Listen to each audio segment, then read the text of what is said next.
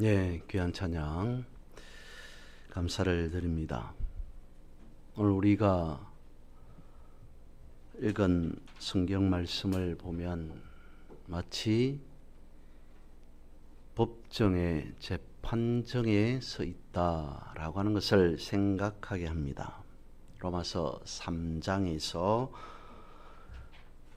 기록하고 있는 이 글의 형식을 보면 당시에 유행하였던 헬라 철학자들이 즐겨 쓰던 그런 묻고 답하는 형식으로 이루어져 있기 때문인 거죠.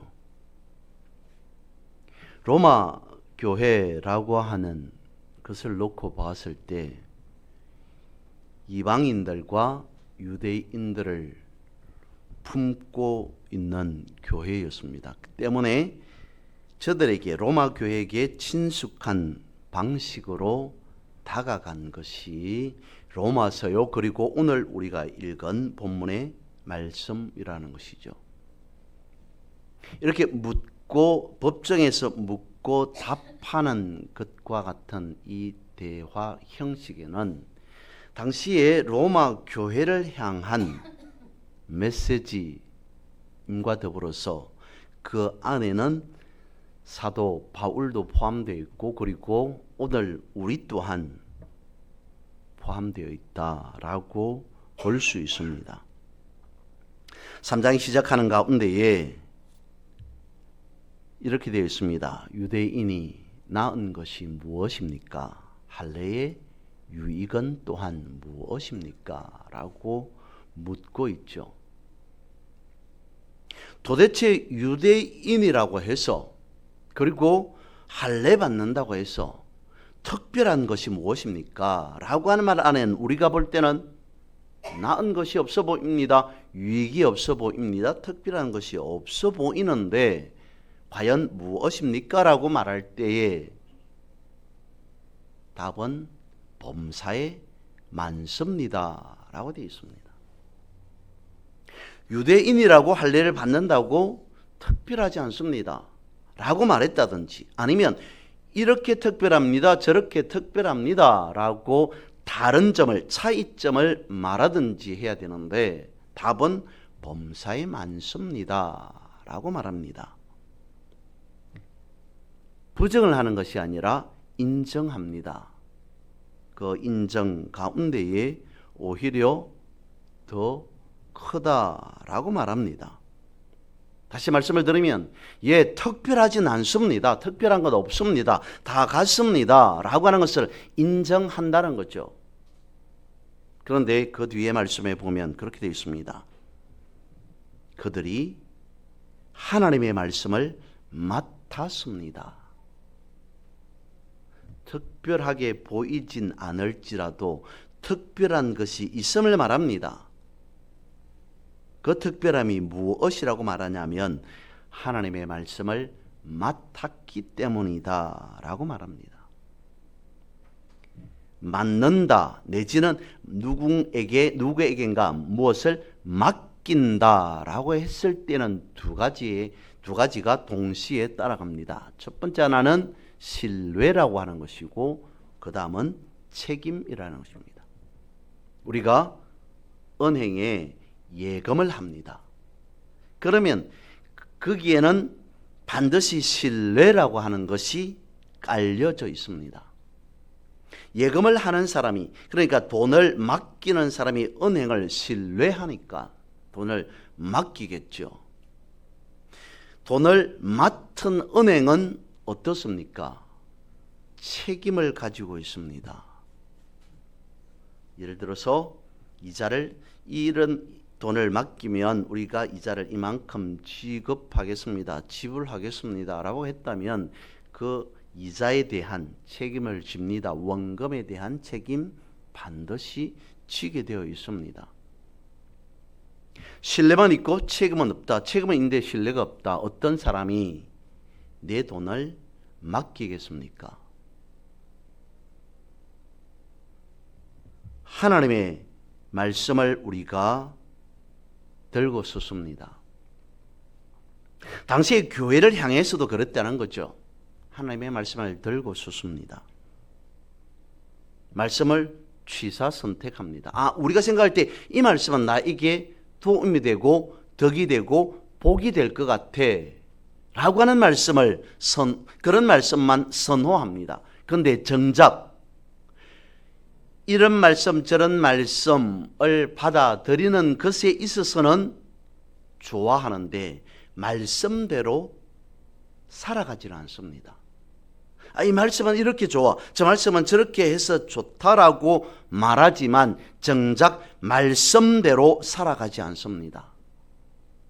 성경을 자세히 보면 오히려 그것이 심판을 받는 기준이 되어질 수 있다라고 하는 것입니다. 우리가 이 무릎 앞에 서 있어야 한다는 것이죠. 그러면 우리가 말씀대로 살아간다는 것은 무엇입니까? 행위를 한다는 것입니다. 말씀을 지식적으로만 갖고 있는 것이 아니라 말씀을 믿습니다 라고 했을 때 그 믿음 안에는 행위를 포함하여야 한다는, 포함하고 있다는 것이죠.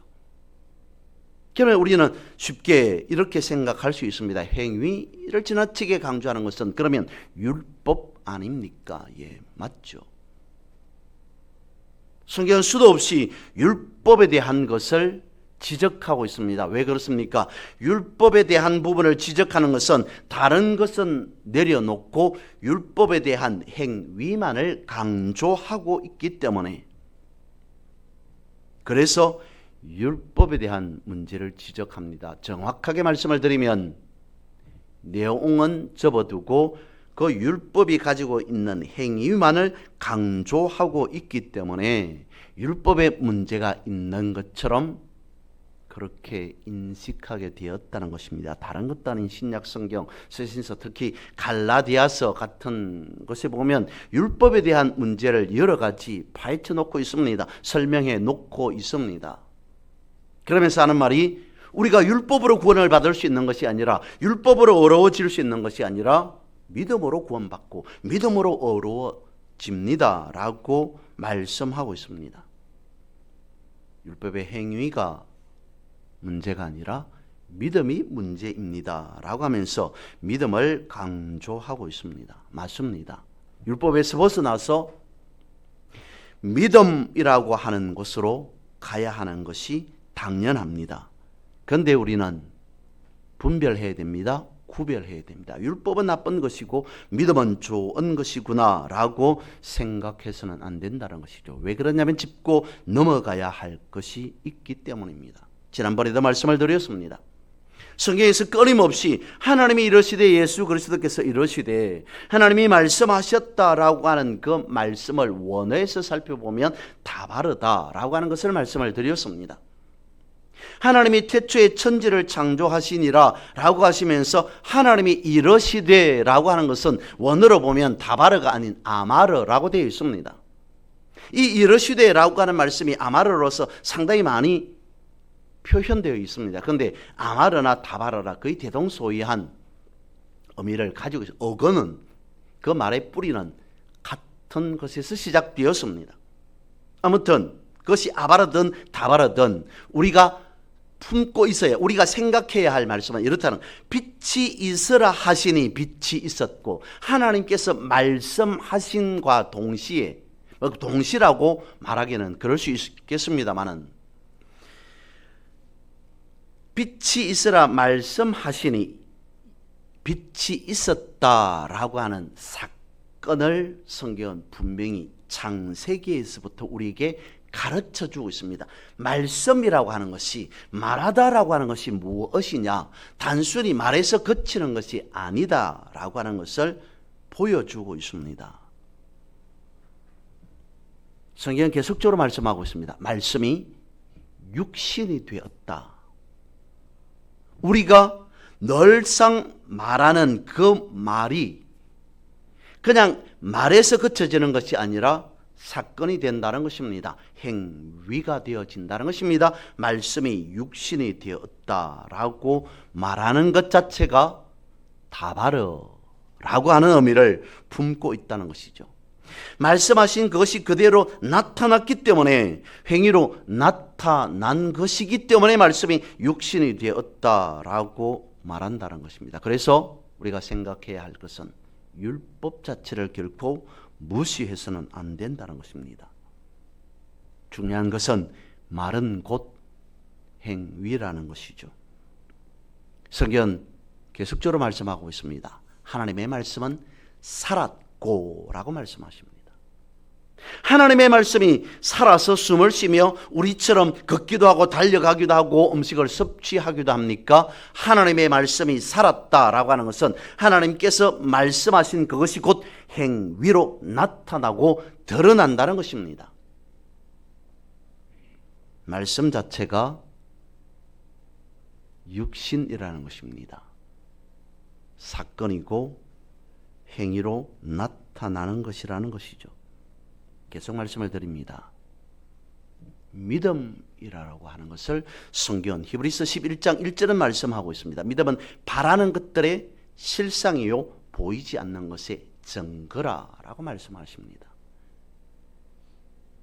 믿음이라고 하는 것을 말씀이라고 하는 것으로 잠시 바꿔서 생각해 보면, 믿음은 바라는 것들의 실상입니다. 믿음의 말은, 믿음의 언어는 바라는 것들의 실상입니다. 말하는 그대로 이루어지는 것입니다. 보이지 않는 것의 증거입니다. 믿음의 말은, 믿음의 언어는 보이지 않는 것을 보이게 하는 것입니다 라고 말합니다. 믿음은 증명되어지는 것이라는 거죠. 믿음은 나타난다는 것입니다. 믿음은 사건이고 행위라는 것입니다. 하나 더 말씀을 드립니다. 사람이 마음으로 믿어 의에 이르고 입으로 시인하여 구원에 이른다. 마음으로 믿었던 것을 입으로 시인하여서 의에 이르고 구원에 이르게 되어진다라고 하는 것은 믿고 말하는 것을 넘어서 우리가 말하는 것이 곧 사건이 되고 실천이 되고 증거가 되고 행위로 나타나게 되어진다는 것입니다. 믿음은 증명되어지는 것이다 라는 것입니다. 그래서 생각해 보면 보여줄 수 없는 믿음은 믿음이라고 할 수 있을까라고 하는 것을 생각하게 합니다. 지난번에 말씀을 드렸던 고린도전서 12장 은사에 대한 부분을 다시 말씀을 드립니다. 9가지 은사를 성경은 말씀하고 있습니다. 그런데 그 중에 믿음이 들어가 있습니다. 지식의 은사, 지혜의 은사, 여러 은사들을 9가지 은사들을 설명하는 가운데 믿음도 은사이다라고 말합니다. 그러면 우리가 생각할 때 믿음은 내가 열심히 믿는 것이 믿음인데 어떻게 믿음 또한 은사가 되어지느냐라고 한다면 생각해 보셔야 됩니다. 반대로 무슨 말씀하십니까? 믿음도 당연히 은사이지요. 왜냐하면 성경은 믿음도 하나님의 선물이라고 말씀하고 있기 때문에, 우리가 믿는 것이 아니라 하나님께서 주신 것이기 때문에 믿음도 은사이지요 라고 말해도 다시 생각해 봐야 됩니다. 이래도 저래도 굳이 믿음이 은사냐 아니냐라고 하는 것을 명확하게 분별하기보다는 우리가 믿음이라고 하는 것이 무엇인지를 다시 한번 성경은 생각하게 한다는 것입니다. 믿음도 은사에 포함되어져 있다라고 보아서 드리는 말씀입니다. 왜 믿음이 은사여야 하는가? 은사 중에 왜 믿음이 포함되어져 있는가? 라고 하는 그 측면은 이렇습니다. 우리가 전혀 그전에는 생각지 못했습니다. 이해하지 못했습니다. 깨닫지 못했습니다. 그런데 어느 한순간 믿어지게 되었습니다. 그것이 세상적인 어떤 이치가 되었던 아니면 믿음의 영역 안에 들어온 말씀을 읽을 때 그전에는 전혀 이해되어지지 않고 믿어지지 않았던 것이 어느 순간 알게 되었습니다. 깨닫게 되었습니다. 믿어지게 되었습니다. 내 영역, 우리의 영역이 아니라는 거죠. 믿게 되어지는 역사, 믿어지는 역사, 그것을 두고 성경은 믿음도 은사입니다 라고 말씀하고 있다는 것이죠. 그래서 우리가 굳이 믿으려 하지 않았는데도 믿게 되었다라고 하는 것을 말하는 것은 아니겠지만, 믿어지지 아니했던 것을 어느 한순간 믿어지는 현상, 그렇다면 믿음 또한 증명되어지는 것 아니냐라고 하는 것입니다. 현상이라고 하는 것은, 믿어진 것은 현상으로 나타나게 되어집니다. 느낌만으로, 인식만으로 하는 것 아니라는 거죠. 그래서 그 현상이라고 하는 것은 증명 가능하다라고 하는 것입니다.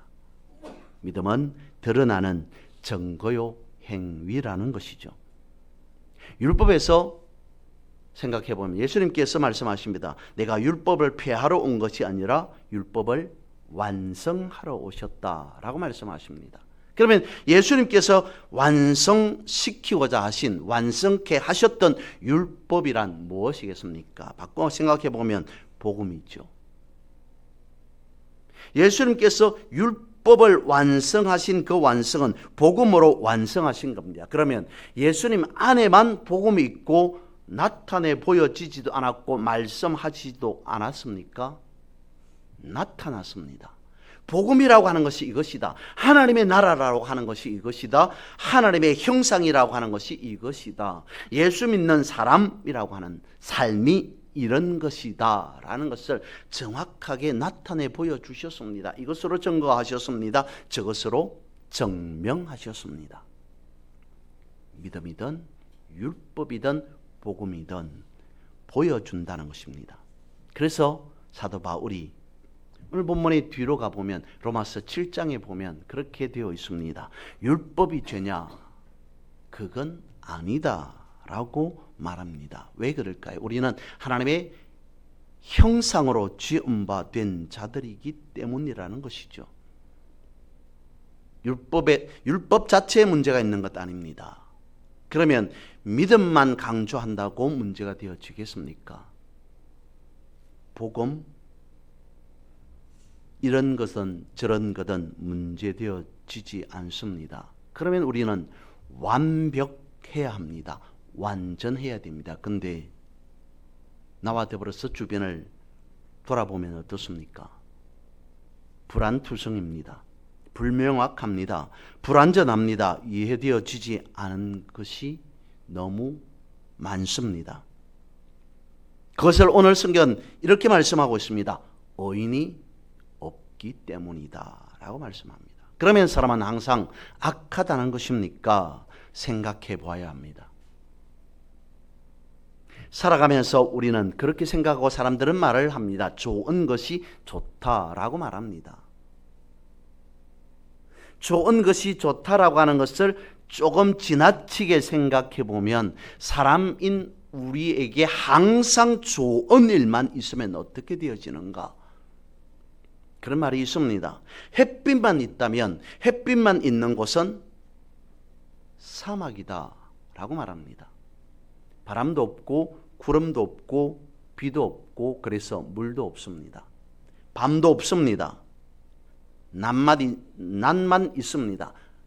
항상 햇빛만 있습니다. 그것은 사막이 되어주겠죠. 웃고 살아가는 것, 즐겁게 살아가는 것, 그것이 문제다라고 말하는 것 아닙니다. 그렇게 우리가 원하는 대로만 이루어지는 삶, 우리가 욕심대로만 이루어지는 삶, 그것에 대한 문제를 지적한다면 마음대로 사람들이 살아가게 되어진다는 것입니다. 눈물 없는 삶, 슬퍼서 힘들어서 우는 눈물이 아닌 감동의 눈물이 없는 삶, 생각해 보아야 됩니다. 울기도 하고 웃기도 하는, 이것도 저것도 필요하다는 것입니다. 두 번째, 본문의 말씀을 보면 조금 더 날카롭습니다. 믿지 아니함이 하나님의 믿보심을 패합니까? 그러니까 유대인들이 그렇게 실패했으니 결국 하나님의 약속을 이루는 것 또한 실패된 것 아닙니까? 라는 것입니다. 다르게 생각해 보면 교회 또한 문제투성이인 것을 보니 하나님도 그런 교회에 대해서 어쩔 수 없으신 것 아닙니까? 라고 하는 것입니다.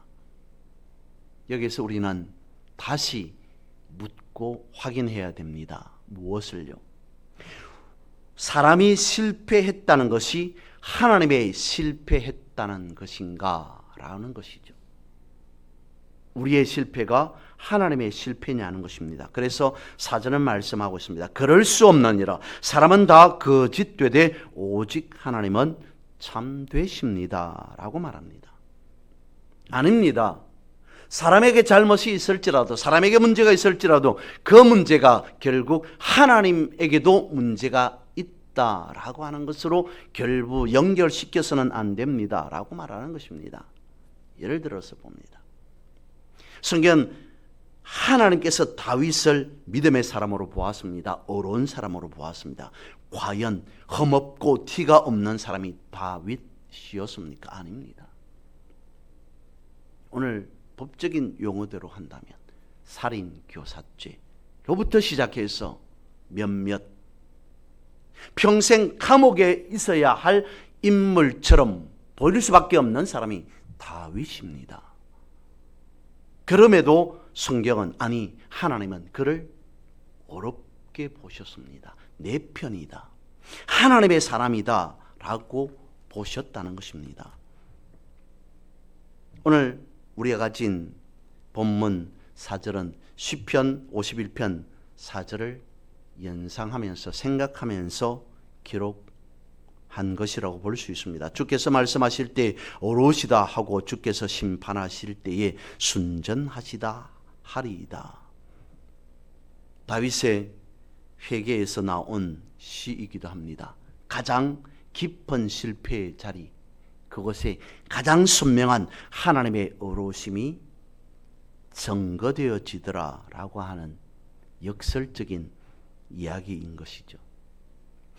거짓된 것이 선명하게 드러나면 드러날수록 오히려 반대로 하나님의 신실하심은 더욱 빛나게 되어진다라고 하는 것입니다.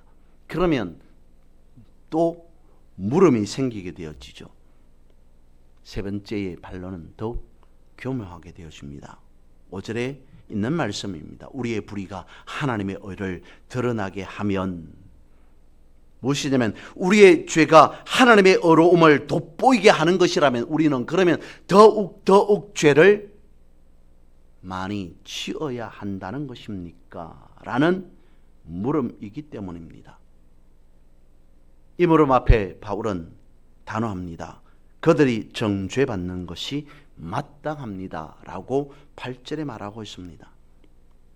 하나님께서 우리에게 주어진 은혜를 죄에 대한 면죄부로 받아들일 수 없다는 것입니다. 은혜는 죄에서 돌아서게 하는 것이라는 거죠. 그래서 오늘 본문의 말씀을 보면서 우리는 생각해야 됩니다. 말을 잘 해야 한다는 것이죠. 논리정연하게 맞춰서 말을 해야 된다라고 하는 것이 아니라 말을 잘 해야 하는 곳이 법정이라면, 우리가 재판장 앞에 선 자라면 우리의 말 한마디로 인해 유무죄가 나누어지기 때문입니다. 우리가 어떻게 말하느냐에 따라서 죄인이 되냐 그렇지 않느냐라고 하기 때문에 말을 잘 해야 합니다. 굳이 법정이 아니더라도 어떤 사람이 아무 생각 없이 다른 사람에 대해서 그냥 말 한마디 했습니다. 그런데 그렇게 나온 말이 순식간에 사람들에게 소문이 되었습니다. 많은 사람들이 그 말을 알게 되었습니다. 진위 여부를 떠나서 말이 가지고 있는 엄청난 파괴력, 힘, 그것을 우리는 익히 잘 알고 있습니다. 그래서 오늘 본문은 말씀하고 있습니다. 의인은 하나도 없습니다. 바울이 지금까지 말하고자 하는 것을 하나로 묶어서 가르쳐 줍니다. 9절입니다. 그러면 어떠하냐? 우리는 나으냐? 결코 아니라 유대인이나 헬라인이나 다 죄 아래에 있다고 우리가 이미 선언하였느니라 라고 되어 있습니다. 죄 아래에 있다는 것, 여전히 우리는 율법 아래에 있습니다 라고 하는 죄인 된 자로서 죄 아래에 있다라고 말하는 것 아닙니다. 죄라고 하는 거대한 힘이 인류 전체를 지배하고 있습니다. 무엇을 말하고 있냐면, 그러므로 스스로 빠져나올 수 없다, 스스로 구원받을 수 없습니다 라고 하는 구조적인 상태, 그것을 말합니다. 이것을 보여주기 위해서 10절부터는 우리가 12절까지 읽었습니다만 구약 성경 이곳 저곳을 여러 곳을 인용하고 있습니다. 왜 그랬냐면, 당시에 초대교회, 다시 말하면 유대인들 자신들은 앞서 말씀드린 바와 같이 편한 대로 말씀을 취사 선택했습니다. 그것을 사도 바울이 설명해 주고 있습니다. 그 성경을 그대로 말합니다. 유대인을 포함한 온 인류에게 고발하고 있습니다. 10절에서 12절입니다. 기록된 바 의인은 없나니 하나도 없으며 깨닫는 자도 없고 하나님을 찾는 자도 없고 다 치우쳐 함께 무익하게 되고 선을 행하는 자는 없나니 하나도 없도다. 다시 이 구절을 그대로 보면, 그러면 우리는 신약 시대에 살아가고 있는 것이 아니라 구약 시대에 여전히 그 가운데에 속한 자가 아니냐라고 말할 수 있습니다. 왜 그렇습니까? 율법은 죄를 드러나게 하는 것이죠. 죄 아래에 갇힌 자로 만드는 것이 율법이기 때문입니다. 의인이 없는 사회, 죄만 가득한 사회, 그것은 다르게 말하면 구약시대처럼 비춰지기 때문이라는 것입니다. 그러면 우리 모두는 죄인인 상태 그대로 있다는 것입니까? 기록된 바 의인은 없나니 하나도 없으며 깨닫는 자도 없고 선을 행하는 자도 없다라고 하는 말씀을 오해하면 안 된다는 것입니다. 앞서 말씀을 드렸습니다. 우리 안에 선한 것이 없다는 것이 아닙니다. 신학적인 용어로 이것을 두고 전적 부패라고 부릅니다. 여전히 우리가 신약 시대이든 구약 시대이든 죄에 매여 있는 자가 아니라 죄의 영향 아래에 있는 자이다라는 것입니다. 그래서 우리는 의인이 아닙니다, 의인이 없다라고 하는 것은 여전히 우리는 죄라고 하는 율법이라고 하는 관점에서 바라보면 연약하다는 것입니다. 은혜 아래 있기에, 믿음으로 살아가기에 우리는 강하고 담대한 자가 된 것이 아니라 여전히 연약하고 불완전한 상태에 놓여 있습니다. 그러므로 하나님의 선하신 뜻이 우리에게 있어야 합니다. 의로우신 하나님이 우리와 함께 해야 합니다 라는 것을 가르쳐 주고 있습니다. 그것을 두고 성경과 그리고 우리가 표현하기를 하나님은 선하시다라고 말합니다. 인간은 의롭지 않으나 하나님은 의로우십니다. 하나님은 선하십니다라고 말합니다.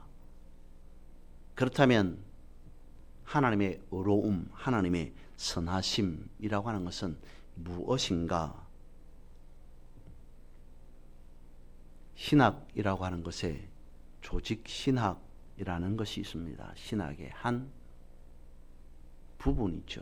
여러 신학에 대한 종류들이 있습니다. 그 중에 조직 신학이라고 하는 것은 하나님의 말씀을 말 그대로 조직적으로 본다는 것입니다.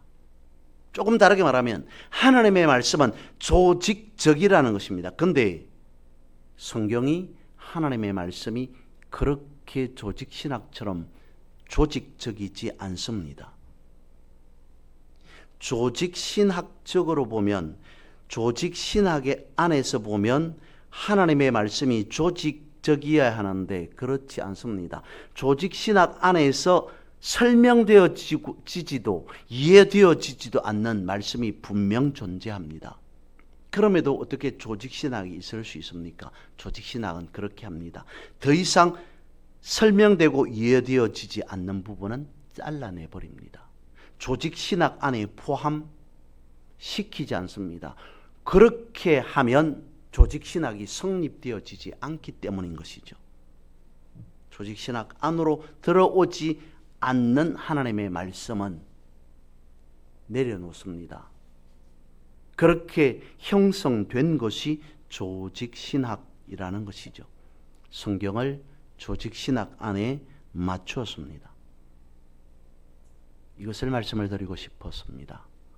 우리가 생각할 때 하나님은 이런 분이시야, 하나님은 저런 분이시다 라고 놓고 본다면 그것 또한 정형화된 우리식의 하나님을 바라보는 것 아니냐는 것입니다. 우리가 이렇게 생각하고 저렇게 생각한다고 해서 하나님이 달라지는 것 아닙니다. 하나님은 선하시다라고 하는 것, 우리식으로 생각해서는 안 된다는 것입니다. 그 말씀 안에는 분명 인간의 이해를 넘어선 부분 분명히 있습니다. 신앙을 사람의 인식으로 만들어서는 안 됩니다. 하나님을 나의 생각에 맞춰서는 안 된다는 것입니다. 반대로 우리가 하나님께로 나아가야 합니다. 내 것을 가지고 가는 것이 아니라 빈손으로 하나님 앞에 서야 합니다. 그때에 우리는 비로소 고백할 수 있을 겁니다. 그래서 하나님이 선하시다라고 말씀하셨습니다 라는 것을 깨닫게 되어질 때문이라는 것이죠. 우리가 복음 안에서 하나님의 의를 깊이 발견하고 하나님은 선하십니다 라고 고백하며 살아가는 믿음의 삶이 되어지기를 주님의 이름으로 선포하고 축복합니다.